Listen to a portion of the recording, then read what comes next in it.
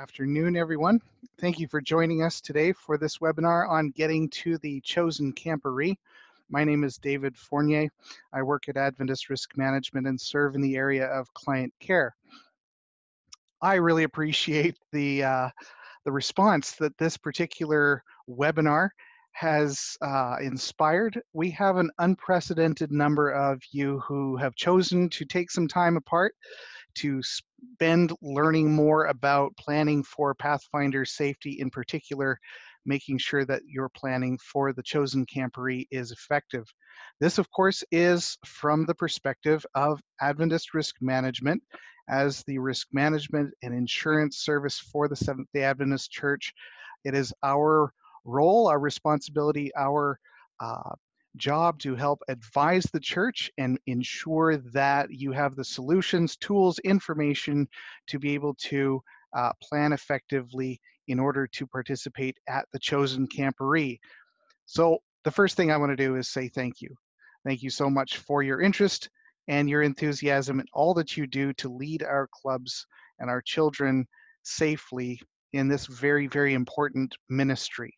First off, I think the first thing that I want to say is that the Adventist Risk Management, of course, is not the organization that is planning and making the Camporee a success. The Camporee is done by CYE, Center for Youth Evangelism, and the information that you need for planning effectively for the Camporee is available for you at their website, which is camporee.org. So you're going to want to spend time there, and I'll refer repeatedly to the resources that they have there. That's your primary go-to place.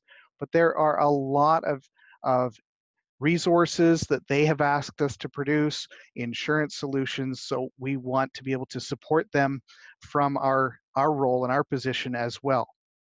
So it's wonderful when the church works together and we cooperate and we play our roles.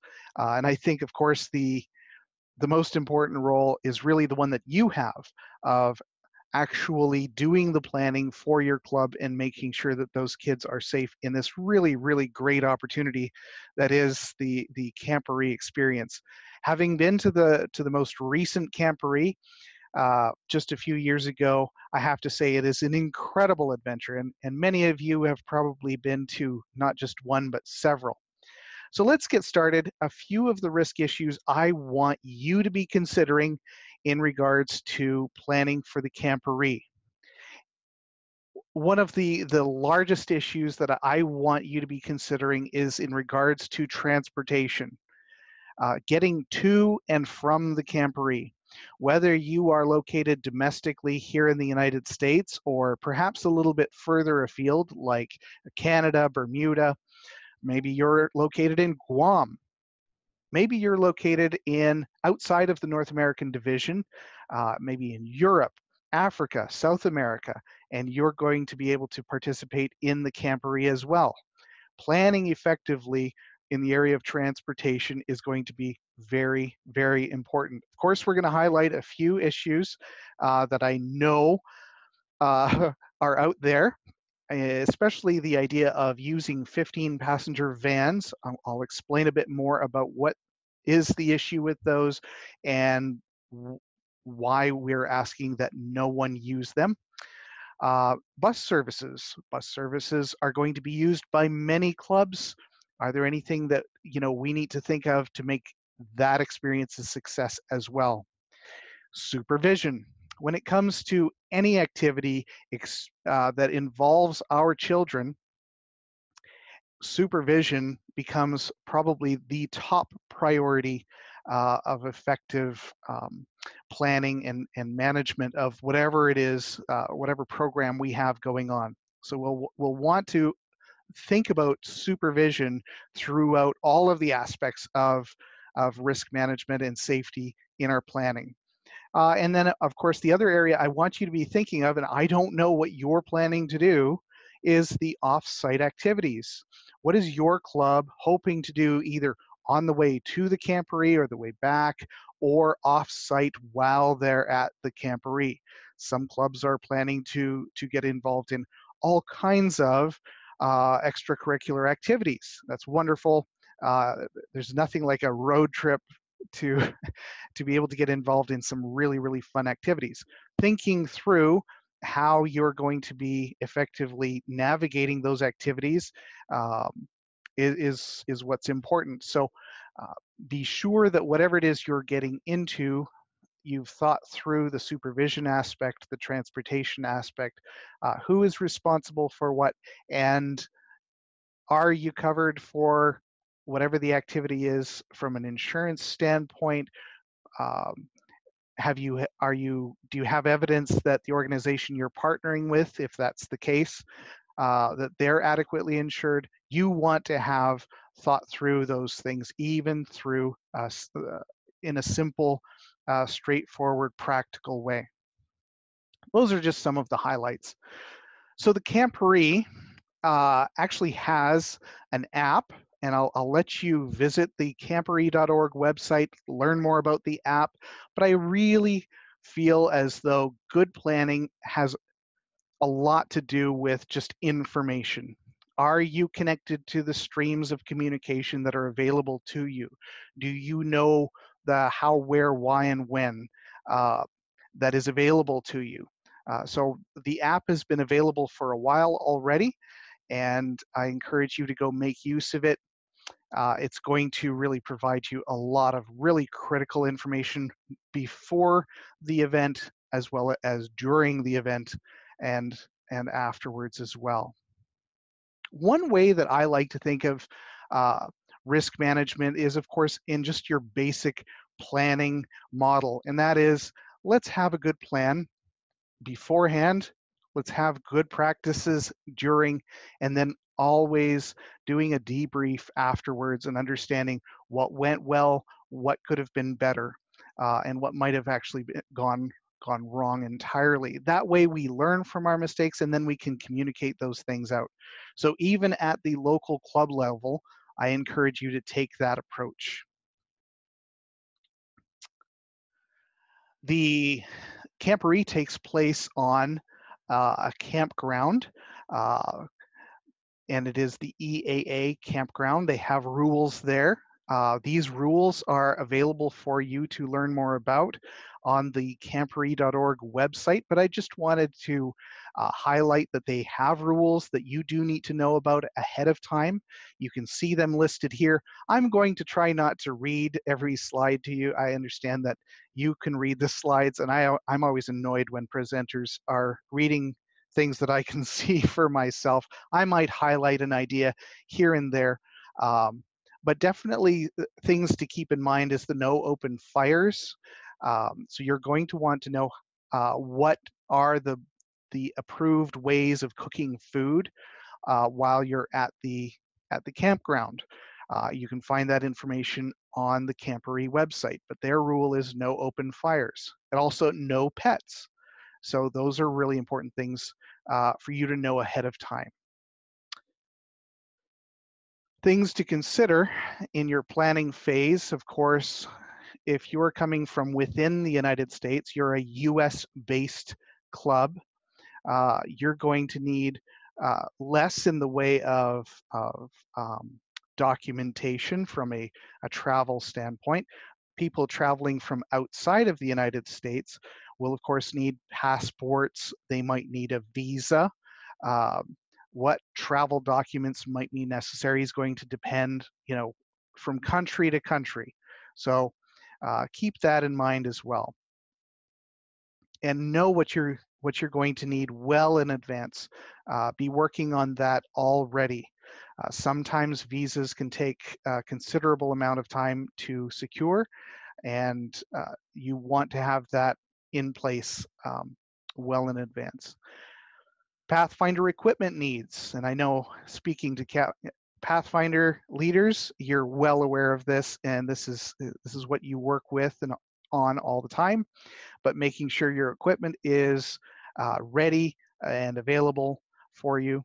I'm going to help out my teammate Elizabeth just a little bit. I forgot to make this announcement right at the beginning, but due to the large number of attendees today, we're not going to engage in a lot of Q&A during the presentation. We have a very large number of attendees on this presentation right now.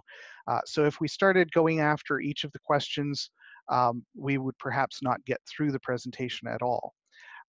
So we are able to capture any of the questions that you do send into the Q&A feature, but we're not going to be attempting to address them all live. I suspect we will get through most of them just due to what we have planned to share here today. And then we will review all of the questions that were asked, and if we've really missed some important things, we will of course continue to communicate and update the information on our website, and the planning that we share with the Camporee team as well, to make sure that the important questions are addressed effectively. So we just talked a little bit about some of your, really beforehand equipment. By all means, definitely make sure that you are dealing with solid, good equipment that is not molded or has holes in it or that kind of thing, or is going to fail you, during this experience. I remember visiting I forget if it was a Walmart or a Target that was really quite close by to the Camporee at the last one. And during the Camporee, that was quite a busy location with people solving all kinds of problems. That became an uncomfortable and difficult scenario. It's better to really review, look at all of your equipment ahead of time, make sure it's up to snuff so that you're not dealing with those kinds of emergencies as much as possible during the Camporee, because it's going to be you and a very large number of other camping groups. Other things for you to think of, and I'm keeping this at a pretty high level for this part, are food and water arrangements. Making sure that you have adequate arrangements while in transit, while you're on site at Oshkosh, and of course that you're keeping these things in proper storage. You want your items that need to stay cool to be cool at the proper temperatures, and so that they don't spoil.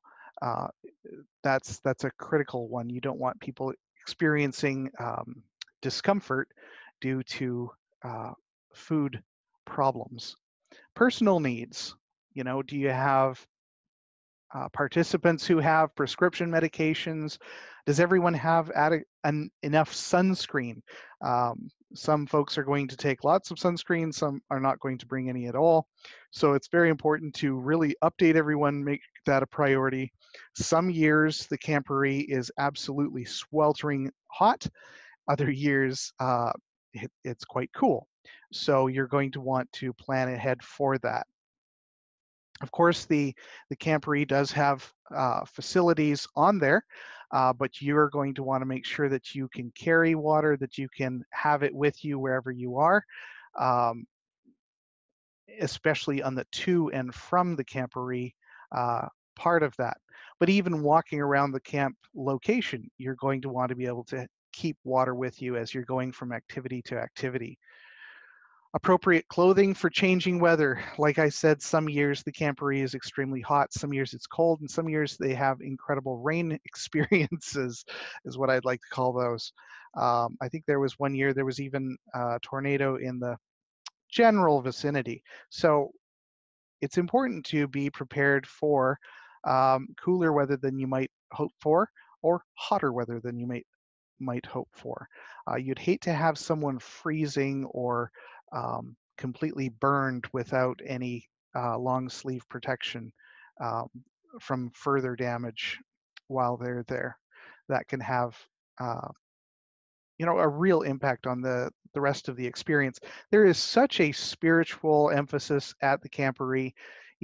I'm particularly thinking of the evening program with the beautiful program that they put together.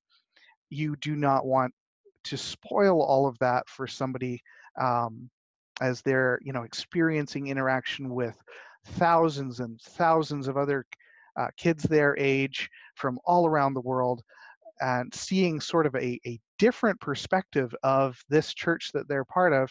and to have it really ruined by, personal discomfort that could be easily avoided by just packing a sweater and some extra sunscreen and a long sleeve shirt. Be sure to orient your camp staff as well as your pathfinders and parents. Um, Make sure everyone understands their roles, what's expected of them, what the code of conduct is. And I know you go through those over that information at the beginning of each year as the Pathfinder season begins, so to speak. But this would be it would be important to review this information again in relation to this particular activity. Make sure that people understand what's going to happen and how do we navigate the need for disciplinary action. What is included within our our practices, what is not included within our practices, uh, who and how and who do we contact when it's there's an emergency, right? Making sure that you all are on the same page and appear to be on the same page for, you know, a parent who is contacted and said, okay, we're experiencing this emergency. You need to be very organized, clear, reassuring, and you need to have an effective plan already in place of what the best course of action is going to be. So work those details out ahead of time. Make sure people know what is expected of them. So let's look at, and I know you're familiar with this, but let's just quickly look at the volunteer code of conduct. And this is directly out of our church's working policy. So, you know, provide appropriate supervision at all times. You know, people often ask me and the teammates that I work with here at Adventist Risk Management about supervisory ratios. How many pathfinders to how many staff, or um, how many adventurers, or whatever the question is. And it's easy to get a little bit lost in answering those questions because it really depends a lot on the qualification and quality of the people providing that supervision. What is the activity that they are doing? Some activities require more supervision than others, or it may require more highly qualified supervision than others. And then what is the nature of those that are being supervised? I think we've all experienced some young people who, uh, while they may be of an age where some other kids are quite mature, they may not have achieved that kind of maturity yet. So knowing who you're working with and providing the right resources to effectively monitor them and guide them is going to be critical. Have at least one other adult present at all times, or never be alone with a child at any time. This is not just to protect children, this is to protect you and your reputation as well. This is also a way for you to signal to the other staff in your group, as well as the young people, that you understand the code of conduct and you will actively promote it without compromise. This is a way for you to really make it clear that these rules and this way of conducting ourselves does matter, and it will protect your club and the children within it for the long term. Ask a child for permission to touch them for any reason. So again, being respectful. Refrain from the use of physical or verbal attacks of any kind. These are some basic concepts, but you know, it's not hard to find yourself in a situation that may strain your restraint in these areas. Affirm children only in an appropriate manner. Take extra care when taking children to the restroom. The restrooms become one of those gray areas where, you know, you're trying to provide effective supervision, but there is privacy inherent with the activity of going to a restroom. So being able to effectively understand how many children are currently in restrooms, how many know, how long have they been in there? Do we know that they've come out, or are they just milling about in an area that you can't see? Obviously, you're not going into the restroom with the children, um, but being able to understand where each one is in the whole process can be effective. Um, Take extra care when conducting activities in rooms without interior viewing areas. One of the things that the church here in North America has implemented is the idea that all of our classrooms or anywhere that we should be with children will have a window so that others can be passing by and clearly see what we're involved in, what we're doing in there. There should be nothing going on other than, going to the bathroom where someone shouldn't be able to see what we're up to as a group, and we should be working in groups. Cooperate with the volunteer background screening process. Very, very important. Um, we could do a whole webinar on some of that part of our child protection plan. In fact, we have done several webinars on that, and I encourage you to visit adventistrisk.org, our website, and visit our YouTube channel as well. Just search for Adventist Risk on there, and you'll see the latest webinars that we've recorded. This one's being recorded as well. We'll post that up on the website and make it available to you to review. But there are several webinars specifically on the whole background screening process, all of the ways we can protect children. Beware of the signs of child abuse and local reporting laws and legal requirements. Again, you can learn more about that in a child protection webinar that we have available on our YouTube channel. I will conduct myself as a loving, kind, firm, and professional person at all times. Sometimes we can be a little bit excited about being, the really stern authority figure, and some folks take that stance. I would encourage those to become a little bit more kind in their approach, certainly. But on the other end of the spectrum is we have those adults who take on a more friend role. They try to appear as peers with the young people in order to connect with them. I'm asking that you be the adult and take this number 10 very seriously. I will conduct myself as a loving, kind, firm, and professional person at all times. I think that's the balanced approach that a child will come to depend on as they're looking for guidance. Participate in training and volunteer orientations, and asking for you to honestly really help to spearhead that with your club to make sure that everyone's on the same page and they have access to go through the volunteer background screening process, as well as to participate in the training and that comes with that background screening process as well. And of course, uphold SDA standards and beliefs at all times. Let's make sure that what we're doing is what we as a Seventh-day Adventist Church believe and support all together. All right, let's keep moving. We have a lot more to cover. I am speaking as quickly as I dare. Permission and release forms. This is an important one. I just want to highlight more the back story of what a permission or release form is meant to accomplish. And there are really three specific purposes. They are a consent to participate, they provide emergency medical treatment authorization, and contact information. That's really what we are trying to achieve with a permission or release form.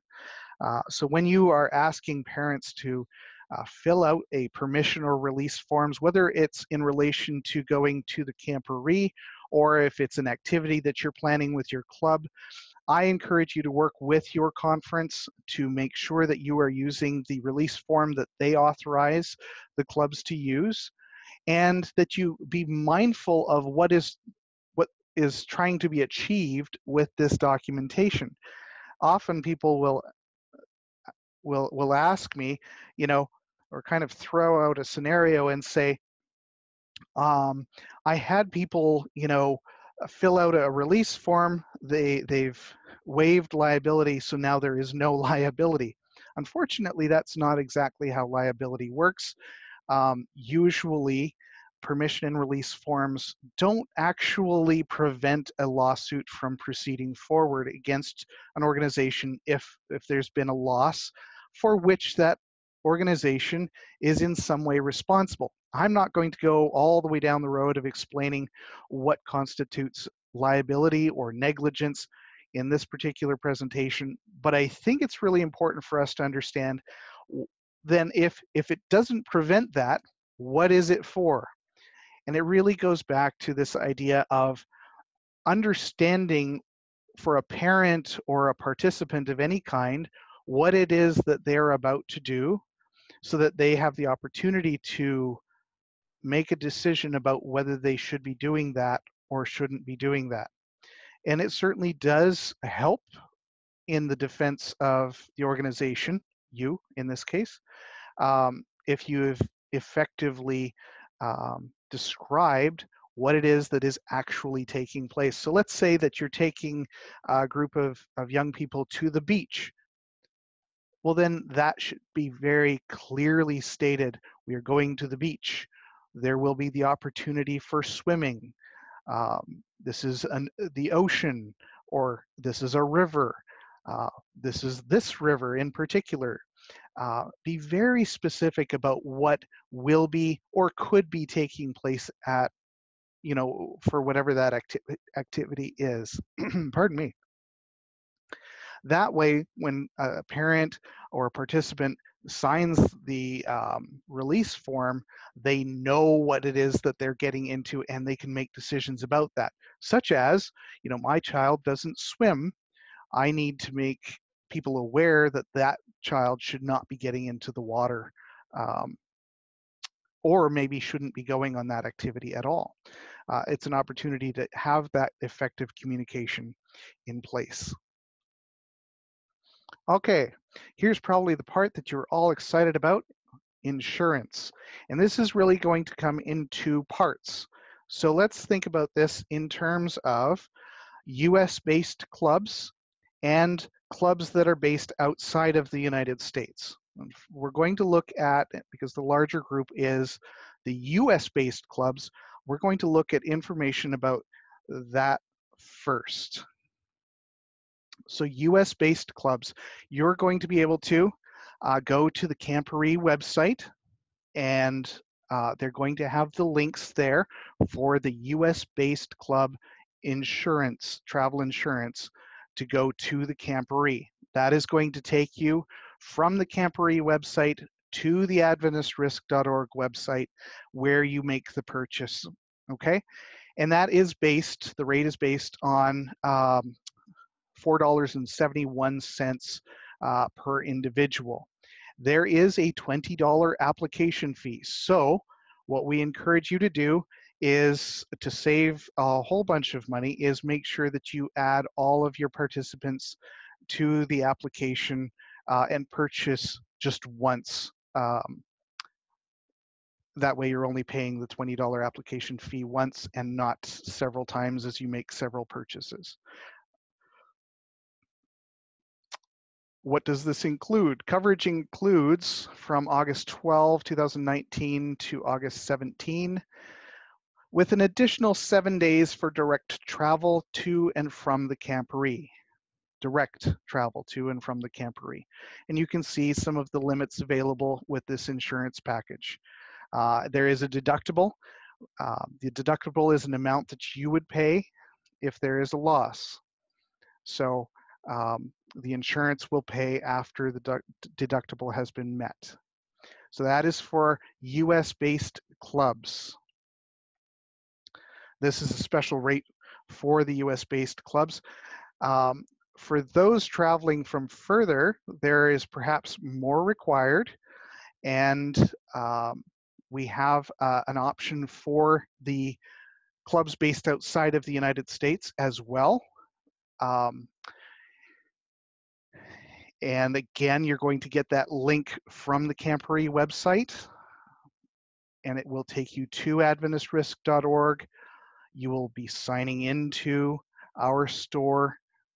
You're going to see the icon you see there. It says Oshkosh Camporee Insurance, non-US clubs only. and you can purchase that there. Same idea. There's a $20 application fee, but you are able to go ahead and add as all of your club members onto that application and just pay the fee once rather than multiple times. So I would encourage you to not wait until the very last moment to do this, but don't do it so early that you have people kind of coming and going off of your list of attendees. So you would end up paying multiple times. This is a system, so it's not going to know that you've purchased, before. You're going to want to plan ahead for that. Really key to this is understanding your transportation risks and having a checklist. We actually have some resources for this on our website where you can do a pre-transportation, pre-drive, essentially, inspection of a vehicle. It has a whole inspection form that you can use to walk around the vehicle and kind of check everything out.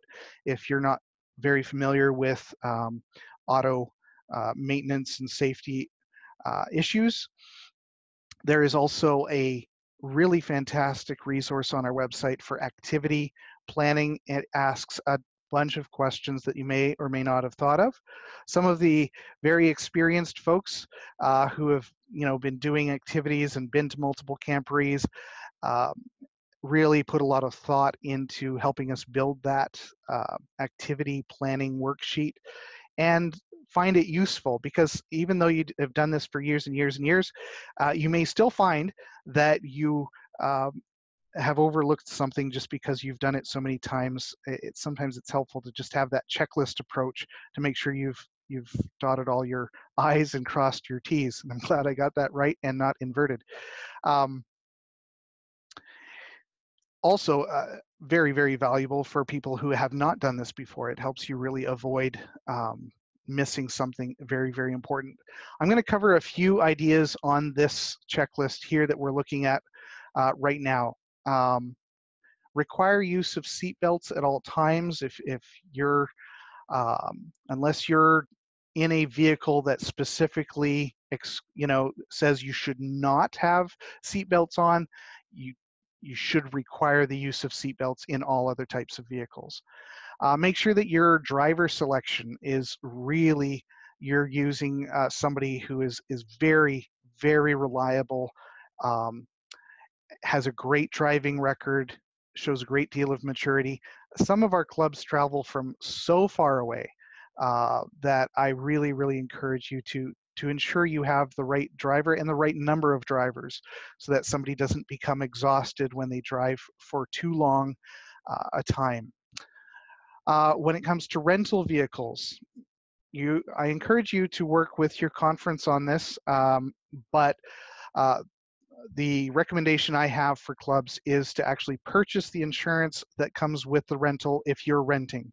If you're using an owned vehicle that your conference owns, it will be in the name of the conference if it's an owned vehicle, then it already has the needed insurance in place. If you're using non-owned vehicles, let's say maybe you have a vehicle and you're going to be driving your vehicle on behalf of the organization, please know that your insurance is going to be primary. So just because you're traveling on behalf of the conference, on behalf of the church, on your behalf of your club, when it comes to auto insurance, the insurance goes with the vehicle. So your insurance will be primary. And the conference may have some minimum limits that they expect any volunteers driving on their behalf to have. And they may be higher limits. Their expectations may be for higher limits than what you currently have. So be prepared to inquire about that, and I just want you to be aware of that ahead of time so that you don't find yourself with an awkward conversation after something's gone wrong. You see we have up here a number, 100, 300,000 limits. That's just one that some conferences use. I'm very much encouraging you to inquire what is expected with your conference if this is something that you're doing. Other clubs, of course, are just flying in and then using, a shuttle to get there. Some are using the large buses. There are some amazing bus companies that are nationwide. I think that's an amazing solution. If you're going to use a bus, though, make sure that it is a really, really solid bus company with locations across the nation, so that you don't get halfway to Oshkosh, have a breakdown, and then they're looking for a bus that has to drive 8 hours to get to you. It's better if they have locations and buses across the nation that they could use if that were to happen. Even better if they're not using buses that might break down. Um, 2 adults in the vehicle. Uh, Really, really important for our driver to not also be doing navigation duty and also be doing supervisory duties.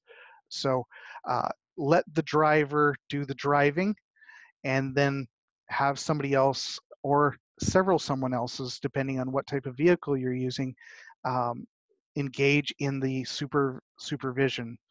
Very, very important. There are some very sad claims that I see in our loss history for the church, where Pathfinder clubs are traveling in vehicles, sometimes in the nighttime, and the supervision definitely was missing because of some of the activities that the young people got up to, and resulted in claims that, while certainly costly, were definitely damaging both to them and their families. So let's look to avoid those and take the necessary measures. All right, and then of course be cognizant of the requirements of your vehicle, and some of mentioned the medical releases already. Just for those who are not aware, I don't think we can go far enough to get the word out on this one. 15 passenger vans should not be used. And what I have here on the screen at the moment is a quote from NAD working policy. This is our church's decision on how they want to relate to 15 passenger vans, and I'll read it to you. In the interest of safety, denominational organizations shall not purchase, lease, rent, or use 15 passenger vans for sponsored activities under any circumstances. Alternatives to 15 passenger vans include minivans and SUVs, mini school buses, 15 passenger buses with dual rear wheels. So sometimes I'm asked about 15 passenger vans. I've answered several questions on 15 passenger vans just today. Because it is a challenging, strange scenario. It is an attractive vehicle because they tend to be cost effective and they carry a decent number of people. So it is a solution that many of our clubs easily make use of. But I want to be very, very clear about this. We have had the types of losses that mean the church does not want these used by any church organization at all for any reason. And that doesn't just mean don't lease them or don't own them. It means don't use them. Sometimes I hear of church members who own a 15 passenger van for the church to use. This does not solve anything other than perhaps increases the amount of liability that poor church member has taken on their own head. I don't recommend that for them, and it certainly solves nothing for the church organization from a liability standpoint. So do not, under any circumstances, use a 15 passenger van at all. I'm going to move to the next slide and expand just a little bit on this. There's a myth. If I take out a row of seats from the van, is it then approved for use? Okay, so you take the back row of seats out of a van, and that makes for some effective luggage space. Well, as it turns out, it is exactly the same van that it was before, and it doesn't solve any of the inherent structural flaws that 15 passenger vans have. Okay, so no, that has accomplished nothing. It should not be used. If I use a van, here's the next myth, and I think I've really already addressed this a little bit. If I use a van that is privately owned, my church won't be held liable. Unfortunately, that is also not true at all. Using a privately owned 15-passenger van or renting a 15-passenger van and getting external insurance still does not protect the church from the liability that would come. That insurance may pay the primary amount, what is available under their limits. In our experience with the losses that the church has experienced with multiple deaths taking place in 15-passenger vans, those losses and the claim involved with that went significantly higher than the limits available by the primary insurance layer. So that uh, the owner of that automobile or the rental agency may have that vehicle insured, but the lawsuit will not be satisfied by the limits that they have available. And the church will still be held responsible for having organized an activity and chosen this vehicle as its transportation solution. So it does not remove liability from the church organization. I just want to be very clear about that. Another wrinkle has come up in the whole idea of 15-passenger vans, because there are vans out there that are 12-passenger vans that are actually exactly the same size. They're just differently configured than a 15-passenger van. I just spent a little bit of time researching the very latest models from Ford, Chevy, Nissan, and they really do have some interesting configurations. But my advice to you is this: if the 12-passenger van could be configured as a 15-passenger van, if it is the same length, the same wheelbase, and the same overall length, then it's a 15-passenger van, and don't use it. There are a few 12-passenger vans that are really on the border, but my recommendation to you is use a 10, an 8, or a 10. Use the SUVs, use the 15-passenger buses that are going to have the dual rear wheels and the reinforced superstructure.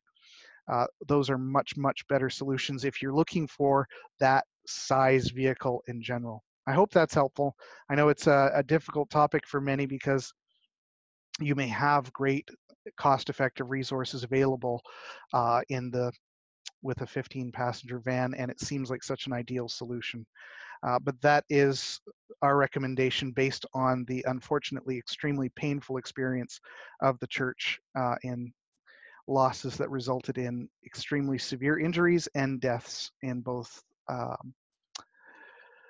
for our members and participants, people who were engaged in our ministry. On-site orientation, let's move on. Keep safety first, learn the camp layout. I don't expect you to look at this particular map and get it just as we go through this quick webinar, but this map is available on the Camporee website. It would be good to know where things are located. Where is the medical area? Where's the administrative area? Where are the showers and the bathrooms? Really good to know all of those key points across the map. It's also available on the mobile app. So again, I should encourage that is a really effective way to learn what's going on and what the emergency procedures are, what are the rules at the camp location. Just orient yourself to how this whole thing is going to be organized. For those of you who've been there in the past, you're going to have a very good sense of how this is organized, but I would encourage you to be prepared for the fact that every year they may tweak some things just a little bit here and there. It may not be exactly as you remember it. Safety and supervision, just this is if you were to take away very little else, have at least one adult at your campsite at all times. 2 adults should be with young people at all times. Golf carts are used extensively at the Camporee, so if your club is using a golf cart, be sure to really, really be careful with those golf carts. Um, it's amazing to watch how many people are walking around and you see the golf carts whizzing about. Um, really need to follow the posted signs regarding speed, where the golf cart can be used, where it can't be used, where you can go, not go. Um, no golf carts are allowed on the public roads or off of the camp uh, area. Make sure that you also report medical emergencies to the Camporee medical personnel. They do have a medical team there with first responders on site. Uh, so make sure that you're using the proper channels for that. Uh, that will avoid a great deal of confusion and delay. And that's what you want to avoid the most when you're dealing with a medical emergency in particular. Make sure that you keep vehicles in the designated parking areas. They are not allowed to wander about through the campground. Sign up for the emergency alert system, which you can get that information either through the Camporee at the Camporee website. There will be Camporee safety officers throughout the campus. Please be respectful of them. Their job is to make sure that you are having a good time and stay safe. They can only do that with your cooperation, so please do give them your respect and respect those around you. I am sure that I'm speaking to the choir on this right now, but it it is something that we need to regularly remind ourselves, especially when we're working with such a very large group of people together in a relatively small amount of space. Drones are not permitted at the campground, and lasers should not be brought to the nighttime program. Those are more and more popular these days, and they are fantastically amazing devices, but please respect the rules of the campground and avoid the problems that would arise from disregarding those rules. Camporee health tips: drink water. It can be, at least last time I was there, we had some very, very hot days. So making sure that all of our young people and yourselves have adequate water, are drinking that water, is really, really important. On those really hot days, it got very, very dusty, and it was good to wash up and use some hand sanitizer from time to time, especially when working around food. Make sure that you're able to keep your food at the right temperatures, keeping your surfaces clean, and all of those things, which I hope you're very familiar with for your regular camping activities. Um, my last call for you is just to really focus. What is your mission? Why are you going to the Camporee? Whatever it is that you choose to do, whether it's an off-site activity, whether it's activities you're planning, that are not related to going to the Camporee, because I know you do a lot of great activities with the young people on an ongoing basis. Does this serve our mission? Can we do it well? Can we do this activity safely? Um, and will it be worth the results that may come, the risks that come with it? Some really great ideas, you may not have the right staff, the qualified supervision, or the right circumstances, equipment, or location to achieve well. I encourage you to only pursue those things that you can do well that serve the mission of the club. Um, and I put in here the idea of using the risk management pillars to ensure success. What those pillars are is just a basic 3-step model of making sure that you understand the risks associated with a given activity. You know, uh, just have a sense, if you're going to go engage on that, that trip to the beach, that you fully understand what risks are associated with that. What is the worst thing that could happen? What is the most likely problem that you could experience? And all of the details in between. And then That's pillar number one, is just that risk awareness, making sure you have a good understanding of what you're up against. Then you're going to move on to step two, pillar two, and that is mitigation. Oh, it's a long word that basically means how can I control or minimize, get my hands around and manage the risk that might be associated um, with that activity. So that trip to the beach, you may be dealing with a real sunscreen problem at the low end. At the frequent problem, the frequent risk that you might experience may be best solved with sunscreen or long sleeve shirts or a good umbrella that people can retreat under if the sun gets too hot, or if they've been out in it for too long. On the more extreme type of risk is you may be dealing with inexperienced swimmers, or you may be dealing with a location that has rip tides, um, or who knows what all could go wrong at a beach. But do you have lifeguards? Does the beach have lifeguards? Are you swimming in an area that is properly lifeguarded?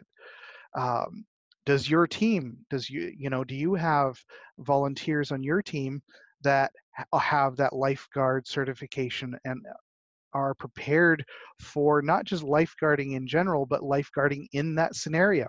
So it's really important for you to think through pillar one, understanding the risk; pillar two, or the various risks associated with an activity; pillar two, what am I going to do about those risks to adequately control them? And then number three, some risk can be transferred. And that's what risk financing is, or insurance.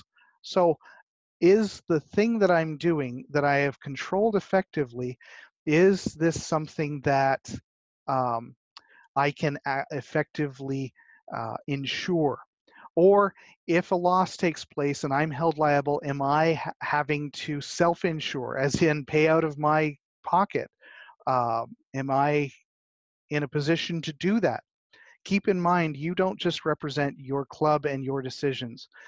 Your actions are as an agent, not just of your club or your local church, but you do represent a very large organization, your entire conference. That is the organization that is going to be sued if something goes wrong with one of the activities that you're planning and leading out in. So that's why we try to get our heads together, make effective plans, and work as a team on the same page. That's why your conference has rules, guidelines, expectations of how the clubs work, because it is a fairly large organization. And if it is sued, it's typically sued for quite a bit, and held responsible for the expectations of what a reasonably large organization would have done in those circumstances. So I do encourage you to take their guidance seriously. All right, I do need to wrap up. I've been going for a while, and I do want to remind you that we are going to make this webinar available on our website through our YouTube channel. It has been recorded, and we have captured your questions. If I didn't get to each of your questions effectively, just through the content that we were speaking about in the presentation, we're going to look through them, and if we can kind of aggregate some of them into some categories that really need to be addressed, we'll find a way to communicate that more fully in perhaps an upcoming solutions article. We have a newsletter called Solutions. It's free email newsletter on our website. It kind of works like a blog. If you were to visit our website, adventistrisk.org, you can look at all of the articles there, or sign up for free and get them delivered to your inbox. We might expand on some of the questions that were asked with an article there as well. But I just want to thank you so much for all that you've done for our children across the World Church, and for leading and taking the time to invest in learning about what we can do to be better prepared for the Camporee coming up this year, so that we can make sure that it's a success and that our kids see what an incredible church that they're part of, that there are other kids out there who believe what they believe and are excited about the gospel of Jesus. So thank you all for what you do, and take care. God bless.